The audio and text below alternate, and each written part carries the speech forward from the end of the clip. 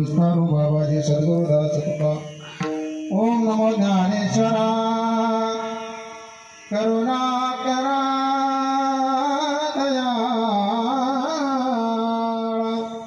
तुमचा अनुग्रह लाभलो पावन झालो चराचरी।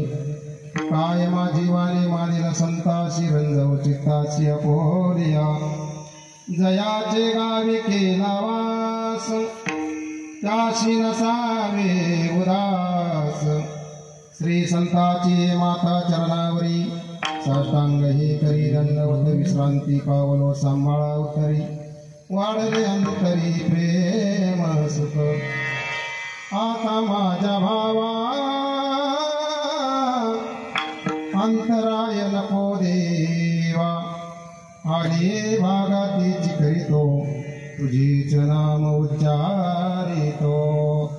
सेवे लागी सेवक धारो तुमच्या लागलो निज चरणा। ओ स्वामी तुकया देवा यावरी न करा अवेरो। सरस्वती माते द्यावे माझा स्मृते। येतो का कुलते तुझ लागी। दर्याता त्या फुला बाळाशी न करावे फजिती जनामाजी। मस्तक हे पायावरी या वारकरी संताच्या। स्वामीचे हे दिले येते पावलो दर्शने करू आवडीने वाद। तुमच्या सुखाचा संवाद। धन्य ते अरण रत्नाची तीर्था।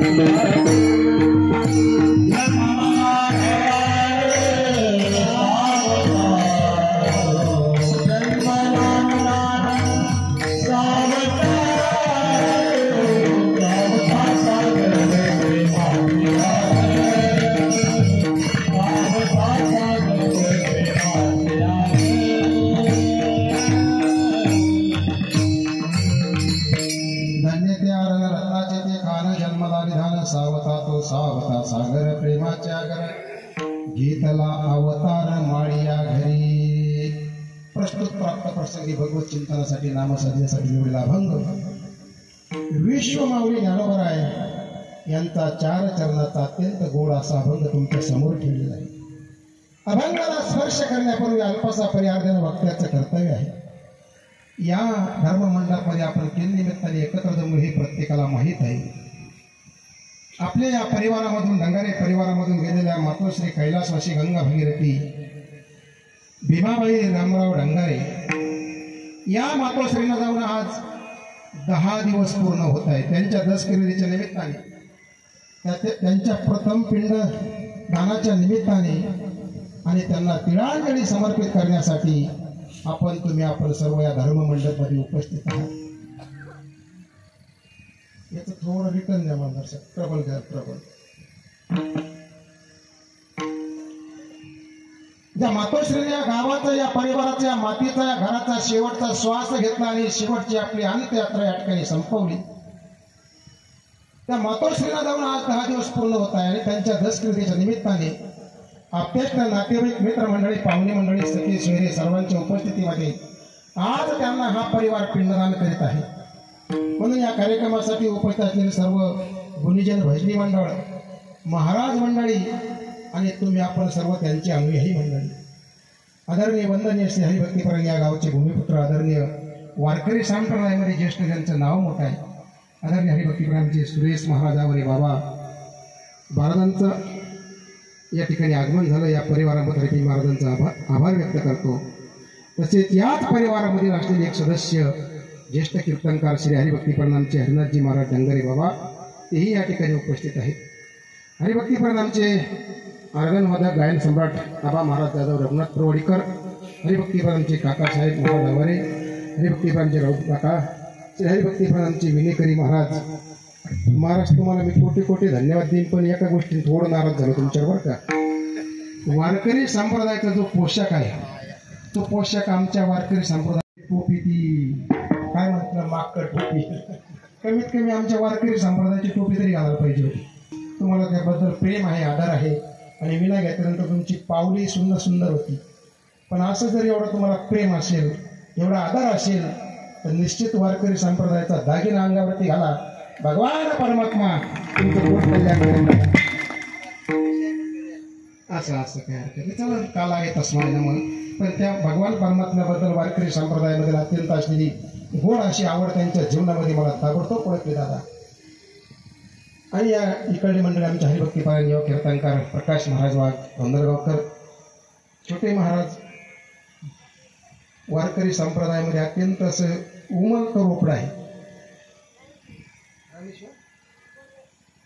आमचे बोढरे महाराज वाकलेचे का वा वाकलेकर मंडळ या परिवारातीलच अनुयायी आहे ना. वा, एक छोटंसं उमलती कळी आहे, पण पोशाख पहा किती सुंदर आहे. आता हा पोशाख वयाच्या 80-90 वर्षापर्यंत असाच ठेवायचा.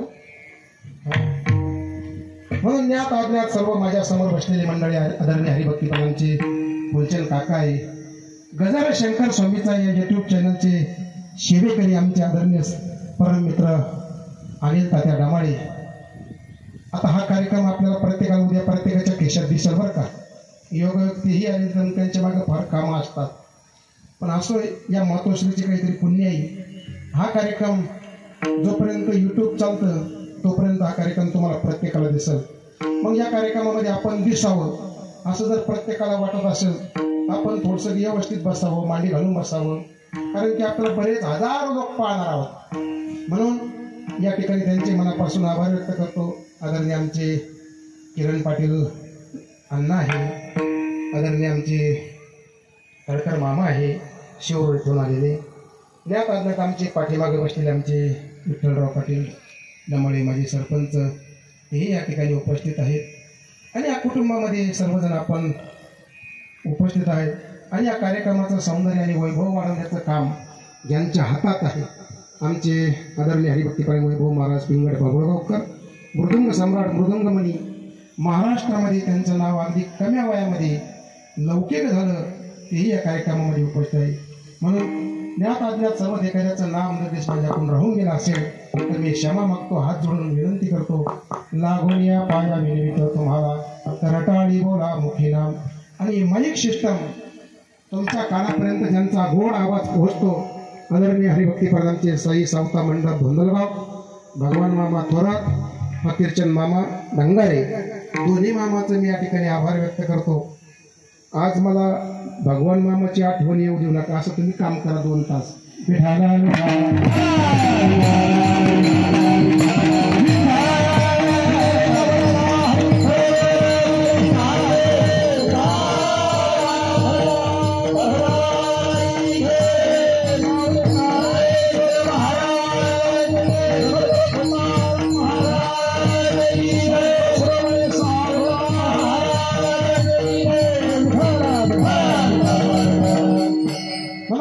मातोश्रीच्या ऋणामधून मुक्त होण्यासाठी, ऋणामधून उत्तीर्ण होण्यासाठी हा नाम यज्ञ आहे, हा दान यज्ञ आहे.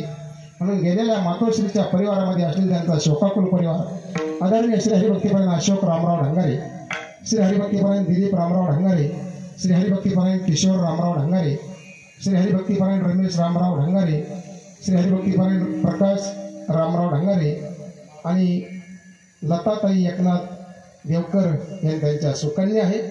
सुपुत्र आणि सुकन्याच्या माध्यमातून तिलदत्ताला पिंडदान म्हणतात. एक पिंडदान करण्याचा अधिकार कोणला आहे? पिंडदान करण्याकरता कोण पाहिजे आणि पिंडदान कसं करावं, कधी करावं, केव्हा करावं, त्यासाठी सुद्धा काही नियम आहे. पिंडदान करण्याचा अधिकार सुपुत्र आणि सुकन्या दिलेला आहे. आपल्या भारतीय हिंदू धर्म संस्कृतीमध्ये 16 संस्कार सांगितलेले आहेत आणि त्या 16 संस्कारापैकी हा एक पिंडदान हा अत्यंत महत्वाचा शेवटचा संस्कार आहे दादा. 16 संस्कारापैकी पहिला संस्कार आहे तो गर्भधारण संस्कार आणि त्यामध्ये नंबर क्रमाक्रमाने येणारे संस्कार आहेत. विषयाला तर मी बोलून जाईल दादा. म्हणून ज्या माऊलीला आपण आज पिंडदान समर्पित करण्यासाठी या भूदेव ब्राह्मणांच्या मंत्र गोष्टीमध्ये अग्निदेवांच्या ब्राह्मणांच्या साक्षीने जे पिंडदान आपण सर्वांना त्या ठिकाणी त्यांना समर्पित करणार आहोत, तेच पिंडदान कोणी केलं, कधी केलं आणि केव्हा केलं. ऐका, त्रेतायुगामध्ये भगवान प्रभू रामचंद्राचे वडील राजा दशरथजी यांचा अंतकाळ समय जवळ आला आणि त्यावेळेस श्रावण बाळाच्या आईवडिलांनी दिलेला शाप होता, राजा अरे ज्यावेळेस तुझा अंतकाळ जवळ येईल, जाण्याची वेळ जवळ येईल, त्यावेळेस तुझ्या पोटी असणारे 4 मुलं पण एकही तुझ्या जवळ राहणार नाही. 4 पुत्र त्या दशरथा अंतकाळी एकही नव्हता, अंतकाळी एकही नव्हता. राजा दशरथाला 4 मुले होते दादा, 4 मुलं, पण अंतकाळाच्या वेळेस एकही मुलगा जवळ नव्हता दादा. का? पाठीमागचं कर्म, पाठीमागचे केलेले जे कार्य आहे, पाठीमागचं जे केलेलं कृत्य आहे, ती या जन्मामध्ये प्रत्येक मनुष्याला भोगावं लागतं दादा. 4 मुलं होते दादा, पण 4 मुलापैकी हे काही मुलगा जवळ नव्हता. का? त्याचं कर्म होतं श्रावण बाळाच्या आई वडिलांनी दिलेला शाप होता दादा. यज्ञ दत्त आणि सुद्री माता श्रावण बाळाच्या आई वडिलाचं नाव आहे. काय? यज्ञ दत्त आणि सुद्री माता. सुद्री मातेने शाप दिला, हे राजा, अरे ज्या पुत्राच्या वियोगाने आम्ही आमचा प्राण सोडत आहोत, जा, मला तुझा शाप आहे, तूही तुझ्या मुलाच्या पुत्र वियोगाने तुझा प्राण सोडशील. आणि अंतकाळाच्या वेळेस त्या राजा दशरथाच्या जवळ कोणी नव्हतं दादा. म्हणून अंतकाळाच्या वेळेस एखादा मुलगा, एखादी मुलगी जवळ असावी आणि मुलाच्या किंवा मुलीच्या मांडीवरती आपला प्राण जावा, तेवढं भाग्य आपल्या जीवनामध्ये लाभावं का दादा. म्हणून एकही मुलगा जवळ नव्हता आणि दशरथ राजाने आपला प्राण सोडला. कर्म दशरथ वियोगी मेला, कर्म दशरथ वियोगी मेला, कर्म राम वनवास लीला, कर्म राम वनवास लीला, कर्मे रावण अक्षय पावला, कर्मे रावण अक्षय पावला, वियोग घडला सितारे,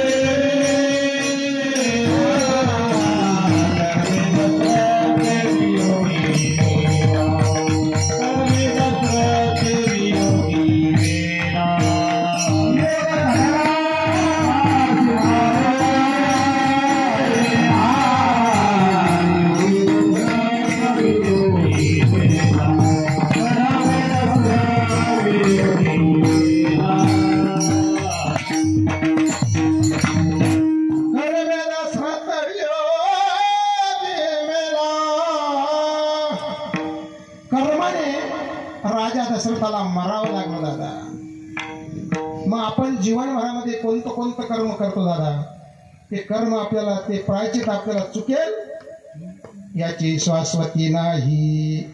म्हणून माऊली ज्ञानोबा वर्णन करतात, माऊली ज्ञानोबा म्हणतात, अरे या मृत्यू लोकांमध्ये तुम्ही आपण जो आलो तर दादा, ती एक गाव आहे. जसं कोणी धोंदरगावून आलं, कोणी बाभळगावून आलं, कोणी वाडीहून आलं, हे वेगवेगळे गाव आपल्याला. पण मला खऱ्या अर्थानं सांगा, कोणते गाव आपलं हो? हे देहरूपी गावाला आपण आलो दादा. या देहरूपी गावाला एक सात म्हटलेला आहे. असा सात शब्द म्हणजे संख्यात्मक सुद्धा आहे. संतांच्या वाङ्मयामध्ये संख्यात्मक शब्द आलेला आहे. गवळणी साते निघाल्या दुडीवर दुडी गवळणी साते निघाल्या संख्यात्मक शब्द आलेला आहे. पण महाराज म्हणतात ये सातेला तुम्ही आलात ना, मग बाबा रे एक काम करा, त्या भगवान परमात्म्याचं नामस्मरण करा. त्या भगवान परमात्म्याचं नामस्मरण जर केलं तर तुमचा जन्म सफल होईल. जर नाही केलं तर मग जन्म वाया जाईल दादा. अरे त्या भगवान परमात्म्याने तुम्हाला आम्हाला मूर्ती लोकांमध्ये पाठवलं दादा. कशा करता पाठवलं, कशा करता या ठिकाणी आपण आलो, त्याचं कार्य काय. भगवान परमात्मा या ठिकाणी तुम्हाला आमच्यावर भगवान परमात्म्याचे तसे पाहू गेले तर फार उपकार आहे. पहिले उपकार देवाचे, दुसरे उपकार संतांचे आणि तिसरे उपकार आई आणि वडिलांचे. भगवान परमात्म्याचे कोणते उपकार आहे का. जेने हा जीव दिला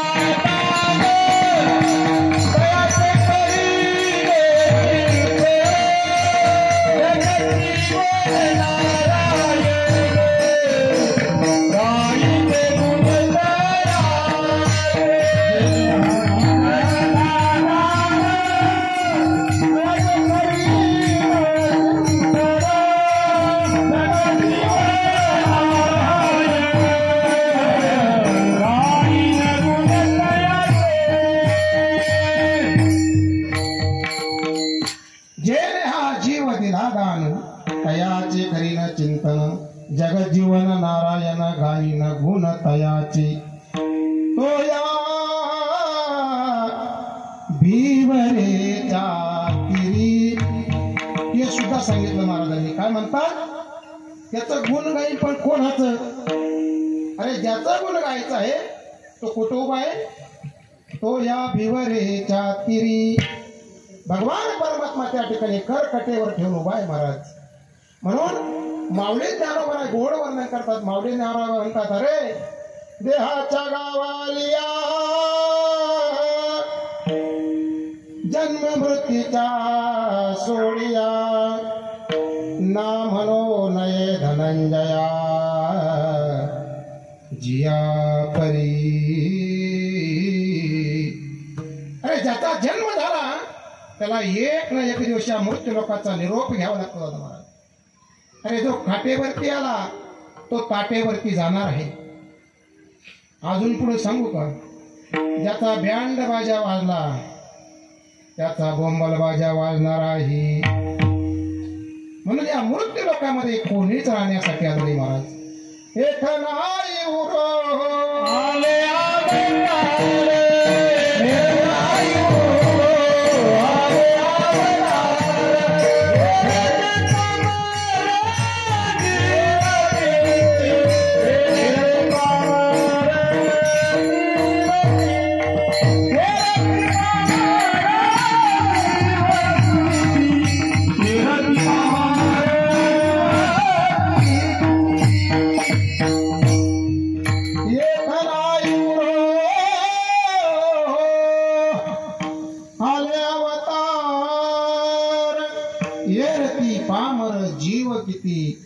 भगवान परमात्म्याने सृष्टी निर्माण केली दादा.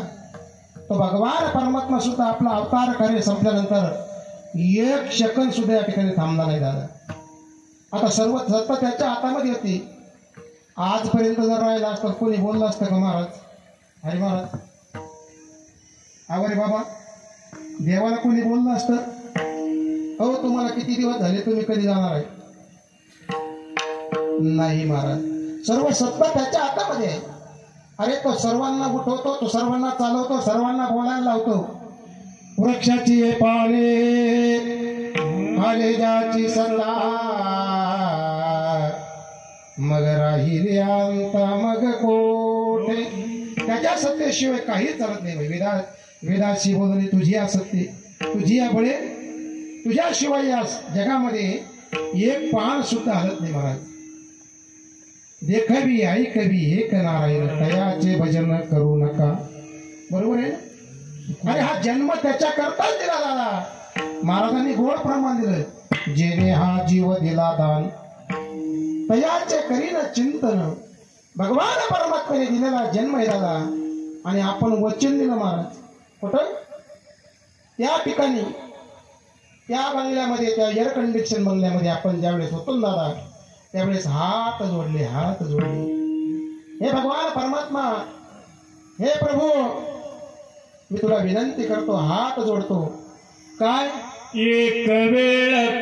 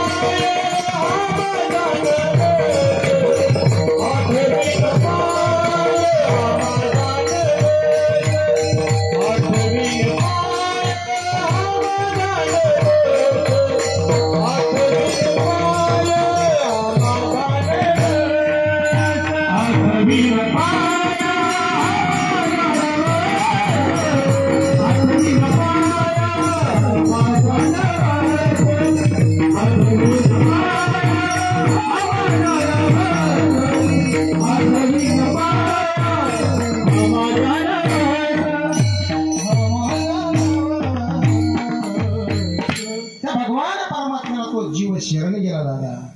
हात जोडले, विनंती केली, हे प्रभू, हे जगत नायका, मला या ठिकाणी तू मुक्त कर. एक वेळ करिया दुखा वेगळे, दुरिताचे जाळे उगवणी. मी काय करील आठवीन पायी, हा माझा नवस. रात्रानी दिवस पांडुरंग, रात्रंदिवस मी तुझं भजन करील, भजन करील. पण या ठिकाणी आल्यानंतर या मोहमाया ममतेमध्ये त्याला विषयाची पट्टी डोळ्यावरती बांधली दादा. आणि मग त्याला बाधा झाला. कशाची बाधा झाली त्याला? विषयाची बाधा झाली, कामाची बाधा झाली, क्रोधाची बाधा झाली. काम, क्रोध, लोभ, मद, मत्सर, अहंकार, विकार या षड गुणाने तो गुंतून गेला. कोण? मनन बाबुळगावचा गोरख महाराज. विठाला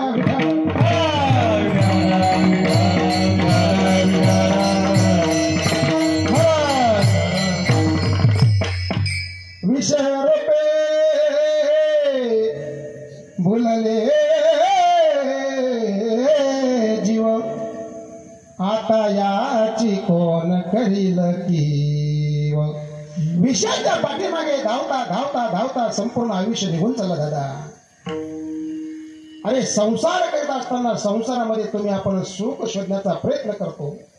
सुख म्हणजे काय हो? सुख म्हणजे जीवनामध्ये लागलेलं समाधान.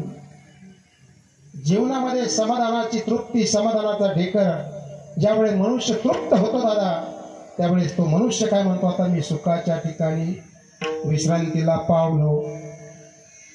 सुख नावाची वस्तू डोळ्याने दिसत नाही. सुख नावाची वस्तू कुठेही पाहिली तर सापडत नाही. मग तुम्ही म्हणाल सुख कुठं आहे? सुख याच मंडपमध्ये आहे. ज्या घरात आपण राहतो त्या घरात सुख आहे. जिथं आपण वावरतो तिथं सुख आहे. सुख कधी आहे हो? ज्यावेळेस सर्व विषयाच्या वासनाच्या पलीकडे कल्पित अशा वासना संपल्या, आशा संपली, तृष्णा संपली, सर्व वासना संपल्यानंतर मनुष्य ज्यावेळेस एकाग्र चित्तेने समाधान होतो त्यावेळेस त्याला सुख प्राप्त होतो. पण तो सुख शोधण्यासाठी जन्मचे जन्म चालले महाराज. धावतो. कशासाठी? अरे जन्मचे जन्म गेले दादा. प्रकाश महाराज प्रमाणे सर्व सुखाची आशा जन्म गेला, सर्व सुखाची आशा जन्म गेला, शरीर नाही केला, नाही केला,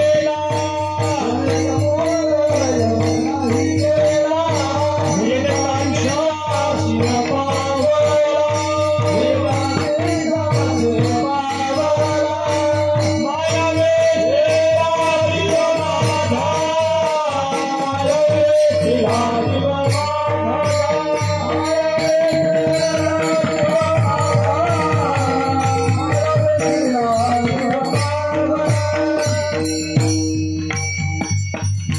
सर्व सुखाची आशा जन्म गेला, शनयक मुक्ती यज्ञ नाही केला, पिंडता दिशा शिन पावला, मायावी तिला जीव माझा. सर्व सुखाची आशा जन्म गेला. सुख शोधण्यासाठी कल्पांतरीचे जन्माचे जन्म गेले दादा. पण आजपर्यंत त्याला सुखाची प्राप्ती झाली नाही दादा. आणि इकडे संताला जर विचारलं ना, संत म्हणतात आम्ही त्याच्यावरती झोपलेलो आहोत, त्याच्यासोबत आम्ही खेळलेलो आहोत. जे सुख तुम्हाला आम्हाला पाहिजे दादा, ते सुख आपण जन्माच्या जन्मामध्ये सुद्धा आपल्या हाती लागलं नाही. ते सारखं पुढे पळतं, आपण त्याच्या पाठीमागे धावतो. पण तोच प्रश्न संतांना विचारा. सर्व सुख नालो, सर्व अलंकार, सर्व सुख नालो, सर्व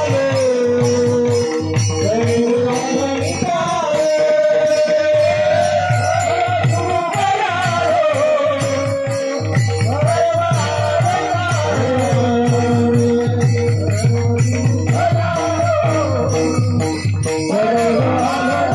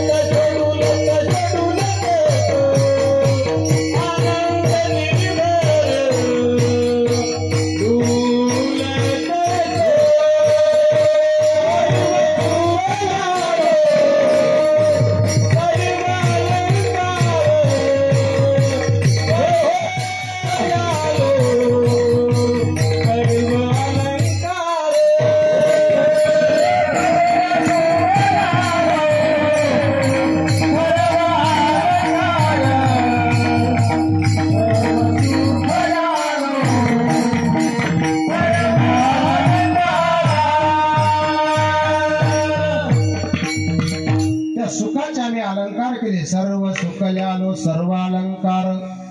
आणि मग आम्ही आनंदाच्या भरामध्ये डुलू लागलो, नाचू लागलो. कशामुळं? हे सुख त्यांना प्राप्त झालं. कोणला? त्या संतांना दादा. मी गातो नाचतो आनंदे वेडा झालो मी तव चंदे. किती सोपं आहे महाराज, किती सोपं आहे. पण त्यासाठी आपल्याला इकडे यावं लागेल दादा. पुढं या धर्ममंडपमध्ये विषयाच्या शेजेच्या सुखावरती झोपलेल्या लोकांना हे कळणार नाही महाराज. कोणला? जे विषयाच्या पाठीमागे धावणारी मंडळी आहेत ना दादा, त्यांना हे कळणार नाही. पण त्या विषयाच्या विरक्त आहे, विषयापासून बाजूला आहे, त्यांना हे निश्चित कळणार महाराज. विठाला विठाला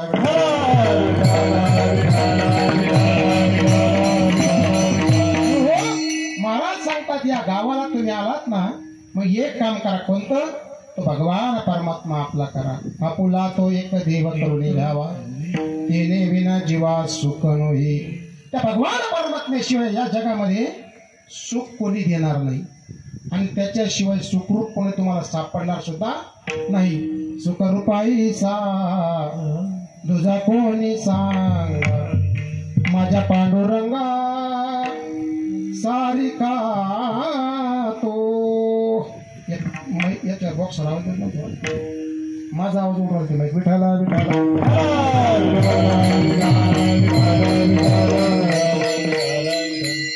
म्हणून हा नरदेह तो आम्हाला भगवान परमात्म्याने दिलेला आहे महाराज. कशासाठी दिला? आपण त्याचं चिंतन पाहिलं दादा. बरं किती दिवस दिला? एखाद्याने वर हात करून सांगा मला इतके दिवस दिला. आजचं पाकिट मी आनंदाने देऊन टाकेल शाळेसमोर. सांगेल दादा कोणी? नाही दादा. क्या भरोसा ही इस जिंदगी का, साथ देती रहे किसी का, क्या भरोसा ही इस जिंदगी का. अरे हातामध्ये घेतलेला घास तोंडापर्यंत जाण्याची शाश्वत नाही दादा. माणसं आपल्या डोळ्यासमोर चालले महाराज, माणसं आपल्या डोळ्यासमोर निघून चालले दादा. पण माणसं आपण या ठिकाणी बेसावत आहोत दादा. कशासाठी? मरण अवस्थेमध्ये असताना सुद्धा माणसं विचार करायसारखी गोष्ट आहे महाराज. एक म्हातारी, 4 मुलं होते दादा, 4 मुलं. आता 4 मुलं म्हटलं तर 4 सुना असणारच ना दादा. ते का आता कलियुगामध्ये ब्रह्मचारी थोडीच राहणार. आबा महाराज 4 मुलं आणि 4 सुना, त्या नातुंड नाती, सुंदर असा भव्य दिव्य परिवार होता दादा.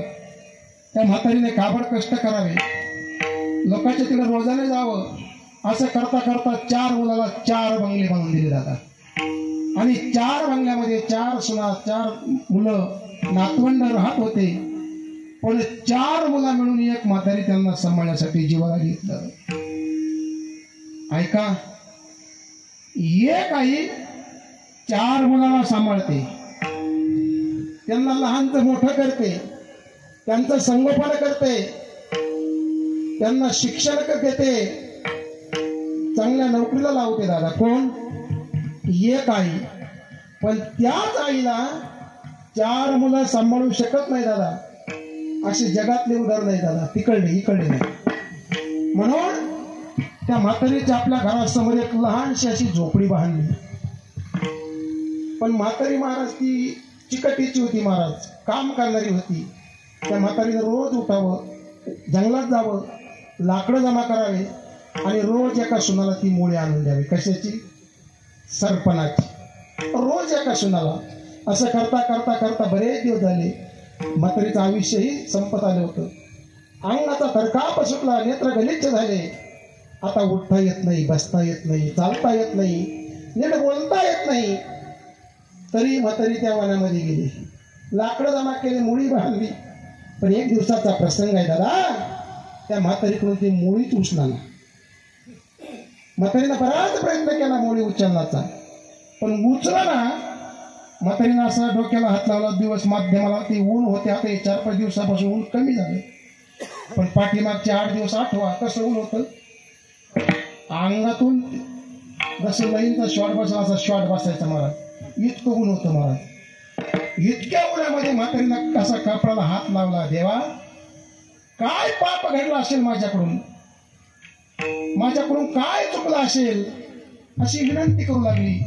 आणि तेवढ्यात ती म्हणते, हे यमा, अरे कुठपर्यंत हे सरपण जमा करायचं, कुठपर्यंत हे दुःख सोसायचं, एकदाची ये आणि मला घेऊन जाय. आता तो यम देव होता महाराज. यमाने विचार केला, या मृत्यू लोकांमध्ये आजपर्यंत माझा भक्तच नाही, आजपर्यंत माझी कोणा सेवाच केली नाही.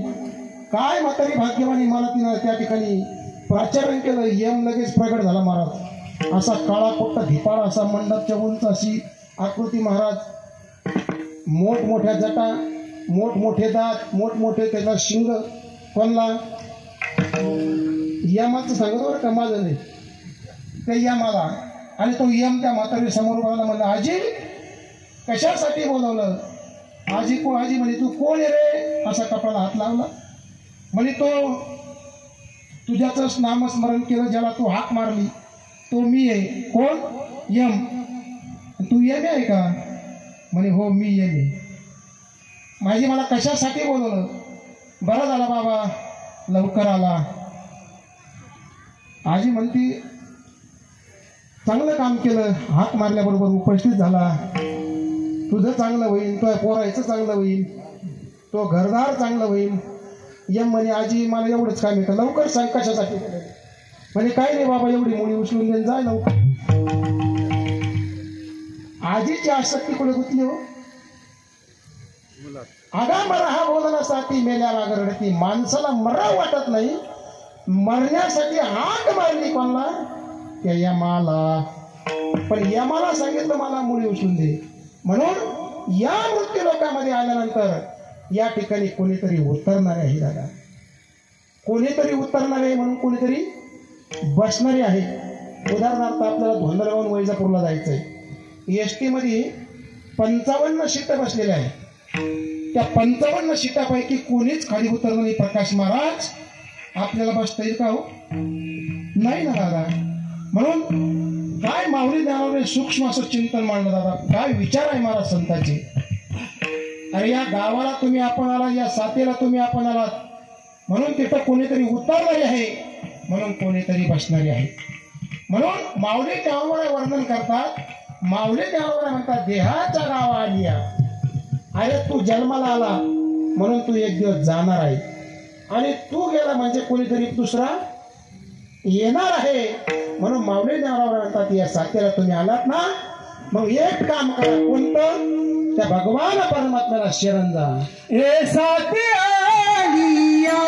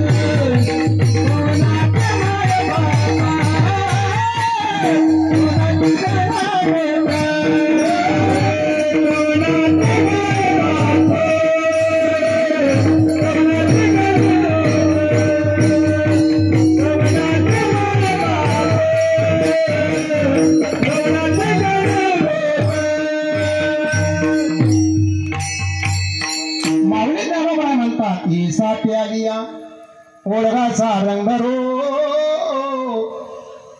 आणि त्या भगवान परमात्म्याला तर तू जवळ नाही केलं, त्याची आठवण नाही केली, त्याचं भजन नाही केलं, तर तुझा संसार हा रयाला जाईल दादा. ज्याच्या भरोश्यावरती तुम्ही आपण या ठिकाणी आलो दादा, आणि त्याला जर आपण विसरलो तर आपला प्रपंचाचा गाडा कोण ओढील दादा. त्याच्याशिवाय काही चालत नाही. म्हणून माऊली देवाबाई म्हणतात हे साथ आलिया. जर या नरदेव रूपी गावाला तुम्ही आपण आलोत ना, पण याचं पहिलं कर्म आहे, याचं प्रथम कर्तव्य आहे काय? त्या भगवान परमात्म्याचं नामस्मरण करणं, त्या भगवान परमात्म्याला गुणगान करणं, आणि त्याला आठवायचं. मला आठवीन पायी हा माझा नवस, रात्रानी दिवस पांडुरंग. त्या भगवान परमात्म्याशिवाय या दुःखामधून आपल्याला कोणी सोडू शकत नाही. या 84 लक्ष फेरे फिरत फिरत आपण या नरदेहामध्ये आलो महाराज. मनुष्य जन्म अति दुर्बळ आहे, अति दुर्लभ आहे, पण तुम्हा आम्हाला सहज सापडला. कसा सापडला? आपण भाग्यवान आहात दादा. आपण कोट्याना कोटी पुण्य केलं म्हणून नरदेहाची जोड तुमच्या आमच्या हातामध्ये लाभली महाराज. बहुत भाग नरतन पायो. काही कल्पांतराचे जन्म गेले दादा आपल्याला, सहज तुम्हाला प्राप्त झालं. महाराज म्हणतात जन्मोजन्मी आम्ही बहु पुण्य केले, तेव्हा या विठ्ठले कृपा केली. भगवान परमात्म्याने तुमच्या आमच्यावरती कृपा केली दादा. का? या मृत्यू लोकांमध्ये तुम्हा आम्हाला पाठवलं, खरं त्याच्याकरता पाठवलं, पण माणसाच्या जीवनामध्ये माणसाला विसर पडला आणि संतांच्या जीवनामध्ये त्यांना संसाराचा विसर पडला. पहा, जीव, संत आणि देव या मृत्यू लोकांमध्ये सोबत आले, पण इथं आल्यानंतर प्रत्येकाचं कार्य वेगवेगळं आहे दादा. जीवाचं कार्य वेगळं आहे, संताचं कार्य वेगळं आहे आणि देवाचं कार्य वेगळं आहे. देव इथं कशा करता येतो? यदा यदा हि धर्मस्य ग्लानिर्भवति भारत अभ्युत्थानम् अधर्मस्य तदात्मानं सृजाम्यहम् परित्राणाय साधूनां विनाशाय च दुष्कृतं धर्म संस्थापनार्थाय संभवामि युगे युगे. या ठिकाणी या मृत्यू लोकांमध्ये धर्माचं रक्षण करण्यासाठी, धर्माची संस्थापना करण्यासाठी, आसुरांचा उच्छेद मोडण्यासाठी या ठिकाणी भगवान परमात्मा येतो आणि आपला अवतार कार्य संपल्यानंतर निघून जातो. संत ही या मृत्यू लोकांमध्ये येतात. अज्ञानाच्या अंधकारामध्ये धावणाऱ्या जीवाला सन्मार्गाला लावण्यासाठी संत या मृत्यू लोकांमध्ये येतात. बुडत हे जन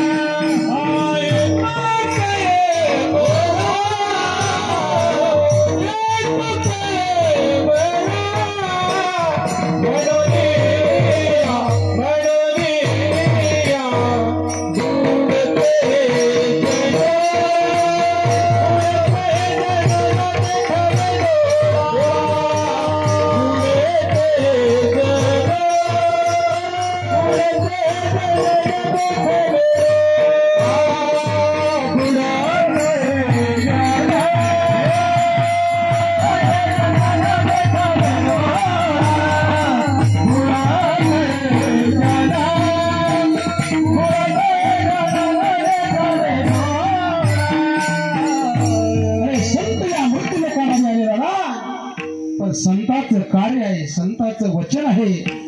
बुडत हे जन न देखावे डोळा,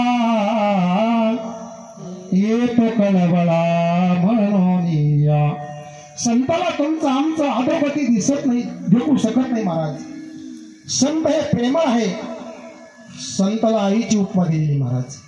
जसं आईचं हृदय आहे, जसं आईचं अंतकरण आहे, त्याचप्रमाणे संताला सुद्धा अंतकरण आहे दादा महाराज. आई आणि संतांचं कार्य सारखं आहे महाराज. या मृत्यू लोकांमध्ये आईसारखे आणि संतासारखे उपकार कोणीच करू शकत नाही दादा. मग तुम्ही असो, टाळकरी असो, मृदंगचारी असो, कीर्तनकार असो, आम्ही सोडून बरं का, आम्ही त्याच्यात मोडत नाही. आम्ही स्वार्थी लोक आहे महाराज. कोण? आता तुम्हाला थोडं बरं वाटेल, आमच्यावर घेतलं ना, तुम्ही म्हणशाल बरं झालं हे तेल चालू. तुम्ही सर्वजण स्वार्थी आहे. पण मी जर अगोदर असं म्हटलं असतं मग तुम्हाला थोडं वेगळं वाटलं असतं. सर्वजण स्वार्थासाठीच पळतात महाराज, सर्वजण स्वार्थासाठी धावतात. पण दोन पात्र या जगामध्ये असे दादा ते सारखे या जगावरती उपकार करतात. उपकार करणाऱ्यामध्ये पृथ्वी माता आहे, उपकार करणाऱ्यामध्ये वृक्ष आहे, झाड आहे, वेली आहे, आणि उपकार करणाऱ्यामध्ये नद्या आहे, उपकार करणाऱ्यामध्ये चंद्र आहे, उपकार करणाऱ्यामध्ये सूर्य आहे. यांचे उपकार आपल्या अंगाच्या कातड्याची चप्पल जरी शिवली दादा, हे उपकार आपल्या कोण पेटू शकत नाही. कोणाचे? मी जेवढे सांगितले तेवढे विठाला.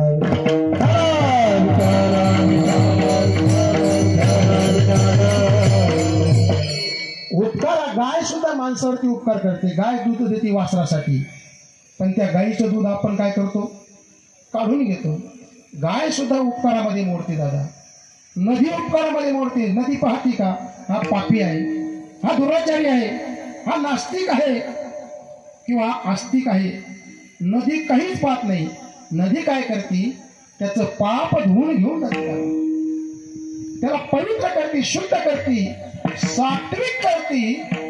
पण बाहेर आल्यानंतर ठीक आहे, हा शुद्ध राहत नाही, त्याला कोणाचा विलाज नाही. महाराज विठाला विठाला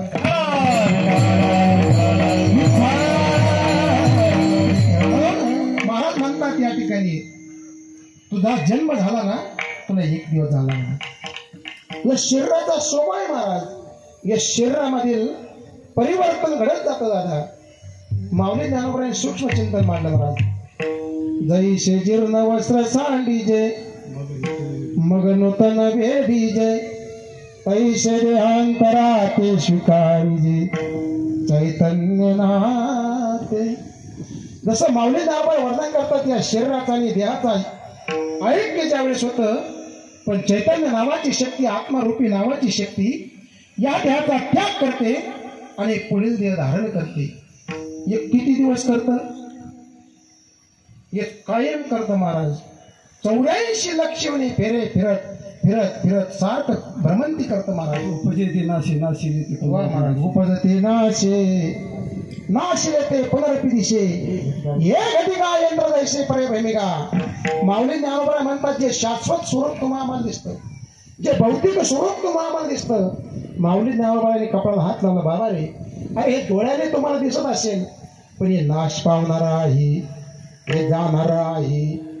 मग ज्या शरीरावरती तुमचा आमचा जेवढा स्वाभिमान आहे, ज्या शरीरावरती तुमचा आमचा जेवढा अभिमान आहे, ते शरीर काय दीर्घकाळ टिकून राहणार आहे का?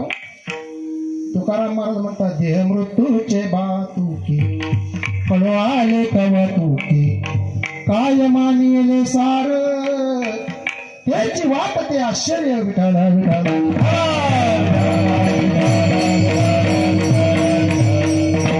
माऊली ज्ञानोबाने त्याला सावध केलं, बाबा सावध होई. तो म्हणे, तुम्ही आमची चिंता करू नका. कोणला?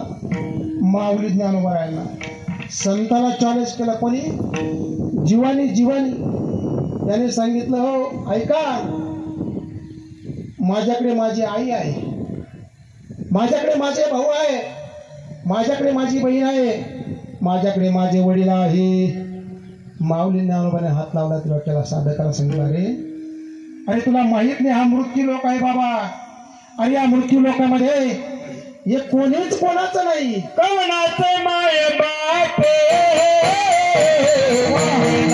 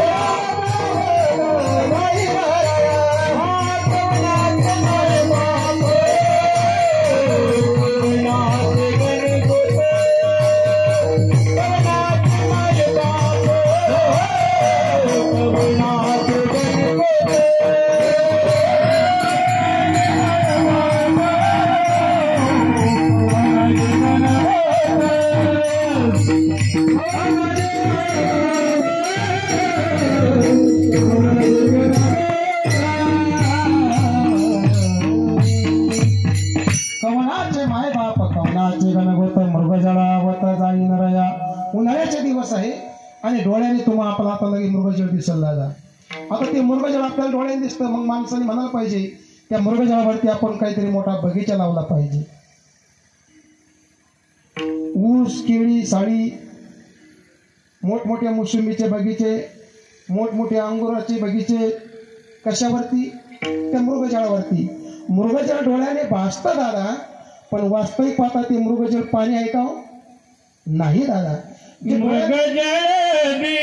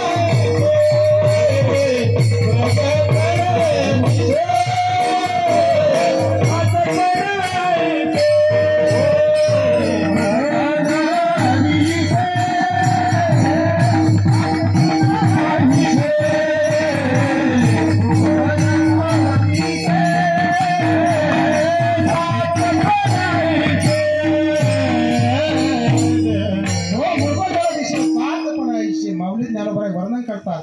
महाराजांनी सुंदर प्रमाण दिलं. मृगजळ हे डोळ्याने दिसतं, मृगजळ हे भासतं, पण वास्तविक पाहता ते मृगजळ नाही महाराज, ते पाणी नाही, ते फक्त तुम्हाला डोळ्याला भास करतं महाराज. तसं महाराज म्हणतात, अरे ज्याच्या भरोश्यावरती तू जीवन जगतो दादा, ते तुझे नाही, नाही रे, नाही कुणाचे कोणी. अंती जाशील एकला प्राण्या माझे माझे म्हणून. ए बहीण कुणाची, भाऊ कोणाचे, कोण कुणाचे, सखे सोय रे. मेल्या मागे सर्व राहिले, तुटतील धागे दोरे रे. प्राण्या मायेचा बाजार. या जगामध्ये कोणीच कोणाचं नाही दादा. मग तू या ठिकाणी कशाला अभिमान धरतो महाराज? तो म्हणतो आई माझी आहे, वडील माझे आहे. माऊली दारोबर म्हणतात, कवनाचे मायबाप, कवनाचे गणगोत. मृगजळासारखं ते लयाला जाईल. हरणाचं उदाहरण दिले महाराज. त्या हरण त्या मृगजळाच्या पाठीमागे धावतो दादा. सकाळपासून तर संध्याकाळपर्यंत पळतं. अंधार पडला का मृगजळ नाहीच होतं. पण मला सांगा, हरण किती पाणी पिलो? वर फुटूस तर धावतं महाराज, धावतं. मी हरणाचं नाही सांगत, या मृगजळाच्या पाठीमागे तुम्ही आपण सर्व हरणाच्या रूपामध्ये धावतो दादा. कोण? आपण. मृगजळ म्हणजे संसार, आणि त्या संसाराच्या पाठीमागे तुम्ही आपण धावतो दादा. आणि धावता धावता धावता आपल्या हातामध्ये काहीच येत नाही. शेवटी काय येतं आपल्या हातामध्ये? हातामध्ये काठी ती महाराज. थकली माझी जवानी सारी, आली हाती पाठी घोंगडी काठी. खांद्यावरती घोंगडी आली, हातामध्ये काठी आली. आणि मग सांगतो महाराज, जीवनभर मी जे केलं दादा, ते सगळं व्यर्थ गेलं, वायाला गेलं. मग म्हणलं काय बिघडलं? म्हणजे ज्यांच्या करता केलं त्यांनीच मला काढून दिलं. म्हणलं मग या आमच्या टोळीत. ज्ञानोबा तुकाराम. आणि शेवटच्या प्रसंगाला ज्ञानोबा तुकारामच आहे दादा.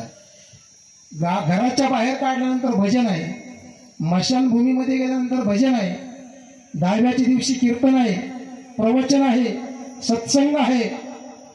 एवढं माहीत असून तरी तो म्हणतो, तारुण्याच्या मध्ये न माने कवनाशी. पुढचं नाही म्हणत मी, ते म्हणते तू काय खाऊ घालतो का मला? विठाला विठाला.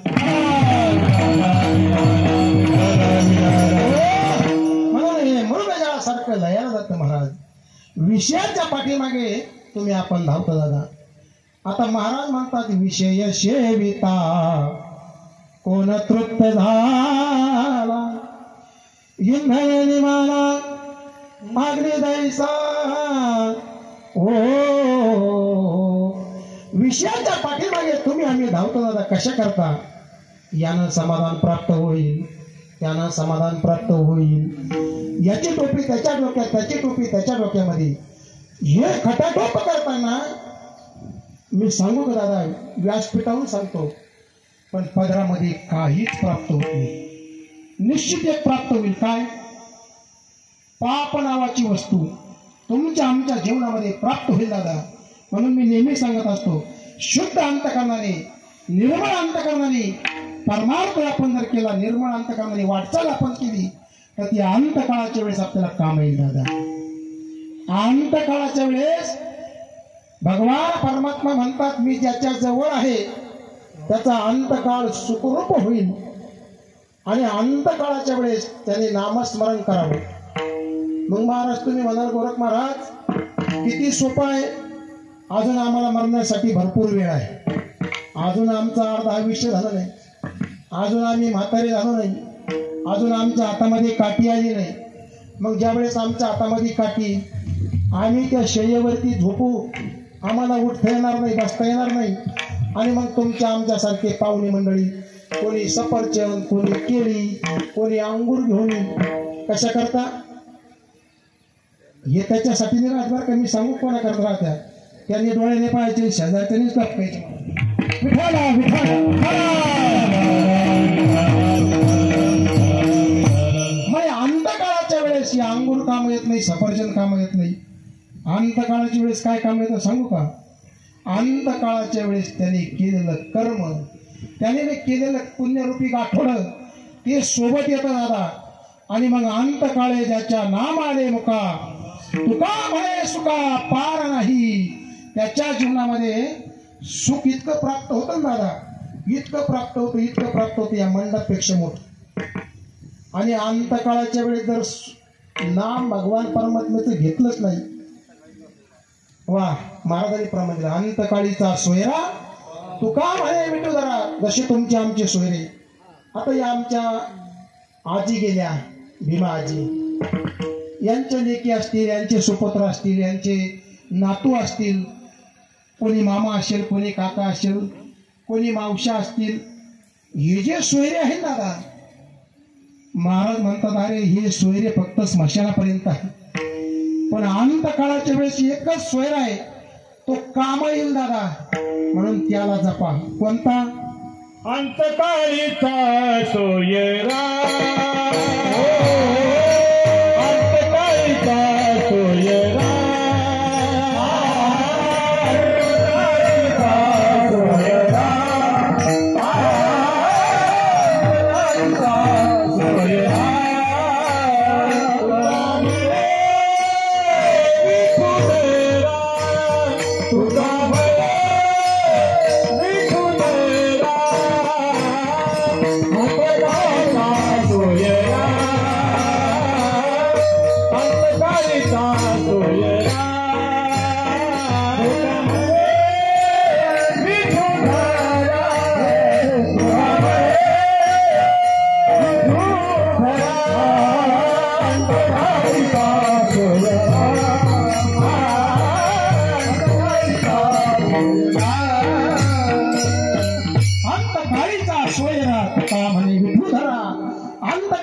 भगवान परमात्मा आपल्या सोबत येईल दादा. मी नेहमी सांगत असतो, गेल्यानंतर 3 गती आहे, उत्तम गती, मध्य गती आणि अधोगती. आता उत्तम गतीमध्ये कोण जातं, मध्य गतीमध्ये कोण जातं आणि अधोगतीमध्ये कोण जातं ऐका. ज्याने नेहमी सत्संग केला, कथा कीर्तन प्रवचनामध्ये तो नियमित असतो, दान धर्म करतो, अन्नदान करतो, द्रव्यदान करतो, समजून घ्यायचा उत्तम गतीचा अधिकारी आहे. उत्तमची गती तो एक पावेल उत्तम भोगीला जीव खाणे. आणि मध्य गती, जसं रेल्वेला डबल इंजिन असतं, रेल्वे मनमाडला गेली की तिकडून इंजिन ते तिकडे उडीत नेतं, मनमाड पासून इकडे यायचं असलं की इकडे इंजिन इकडे उडीत नेतं. तसं हा मध्य गतीवाला आहे ना महाराज, हा इकडेही चालतो आणि तिकडेही चालतो. काही त्यावेळेस गावामध्ये सप्ताह असला तो मग करायलाच पाहिजे, व्हायलाच पाहिजे. आणि दुसरं भेटलं का त्यांना तोच उद्योग आहे, त्यांना तो धंदाच आहे, या भजनेला कीर्तन करायला दुसरं कामच नाही. जे कोण? हा मध्य गतीवाला. आणि एक वर्ग पेशल आहे. कीर्तन असो, प्रवचन असो, भजन असो, अन्नदान असो, द्रव्यदान असो, काही असो, त्याचा धंदा आहे. याला नाव ठेव, त्याला नाव ठेव, याचं घर फोड, त्याचे भांडण लावा. त्याच्यासाठी देवाने स्वतंत्र व्यवस्था केली, स्पेशल एसी रूम. कोणता? अधोगती. अधोगती म्हणजे भगवान परमात्म्याचं यमदरबार. आणि मग त्या ठिकाणी मारिती तोडीती जोडीती निष्ठुर यमाचे किंकर बहुसाल, म्हणून अशा 3 गत्या सांगितल्या. म्हणून तुम्ही आम्ही त्याच्या पाठीमागे धावतो ना दादा, तो विषय आहे दादा. विषय सेविता कोण तृप्त झाला. मी बोलून गेलो, विषयाच्या पाठीमागे धावणारे पुष्कळ जण आहे. ते म्हणाल तुम्ही, आणि आम्ही सुद्धा तुमच्यातच आहे महाराज. विषयाच्या पाठीमागे तुम्ही आपण धावतो. ऐका, आता माझ्या खिशाला पेन आहे. काय आहे? पाठीमागचे महिला मंडळ, तुम्हाला काय दिसतं माझ्या हातामध्ये? पेन. पेन लक्ष देऊन आहे. कमी जास्त वेळ घेणार नाही, 10 मिनिटं घेणार आहे बरं का बापू. हा पेन आहे. आता या पेनाची मी तुमच्या समोर इथंच याच व्यासपीठावर बावली करतो. बावली. किती आनंद झाला, किती हसवाली का गोडवाली. बावली म्हटल्यावर ते म्हणे वा. खरं सांगतो बरं का, खोटं नाही बोलत. मी बावली करतो तोपर्यंत तुम्ही भगवान परमात्म्याचं भजन करा. फक्त 1 मिनिटं मी तुम्हाला बावली करून दाखवतो. इच्छा करायची का? पाठीमागचे पेनाची बावली करतो. बावली याच व्यासपीठावर. तुम्ही म्हणशाल तुला जादू येत असेल, तुला मंत्र येत असेल, तू काय तो बंगाली का? बाबा बंगाली. आता नवीन आनंद महाराज, मी बंगाली नाही, मी थल्लाची. पण भगवान परमात्म्याने तुमच्या आशीर्वादाने, या 2 साधू संतांच्या, या महात्म्याच्या आशीर्वादाने इथं उभं राहिलो आणि ही शक्ती मला आपोआप प्राप्त झाली. माझ्या हातामध्ये तुम्ही काही द्या, मी त्याची बावली करून दाखवतो. तुम्हाला काही द्या, करू बावली. भजन करा, तुम्ही नामस्मरण करा. श्रीराम जय राम, जय जय राम. श्रीराम जय राम, श्रीराम जय राम, श्रीराम जय राम, श्रीराम जय राम.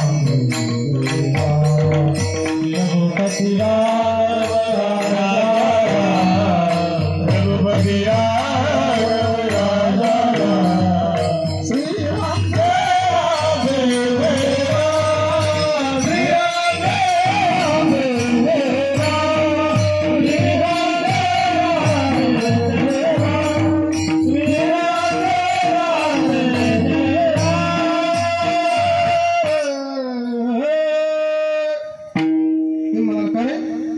हातातला पेन तसाच आहे.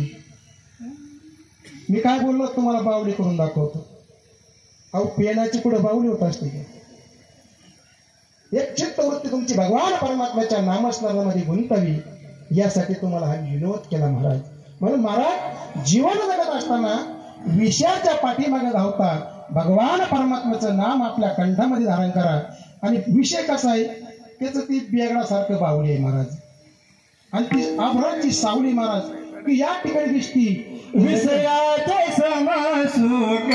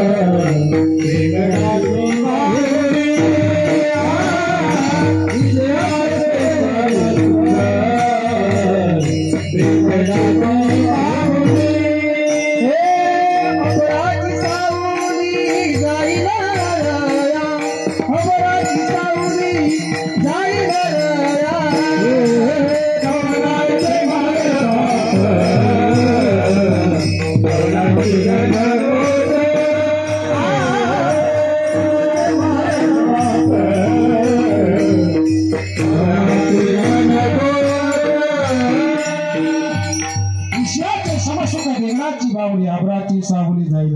विठोबार कुमारी कुमार कुमार कुमार कुमार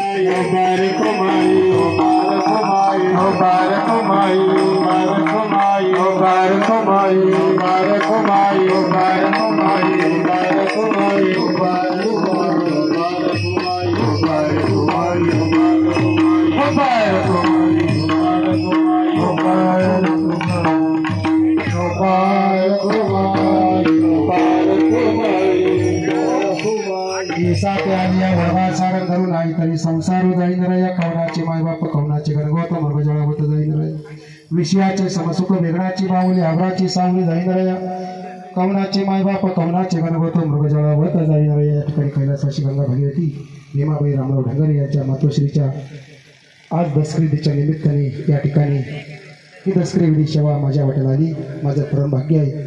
या ठिकाणी आदरणीय हरिभक्तीपरायण सुरेश महाराज हरिनाथ महाराज 2-2 मिनिटं भावपूर्ण श्रद्धांजली अर्पण करतील. 1-2 मिनिटं थांबा, आपली वेळ संपलेली आहे.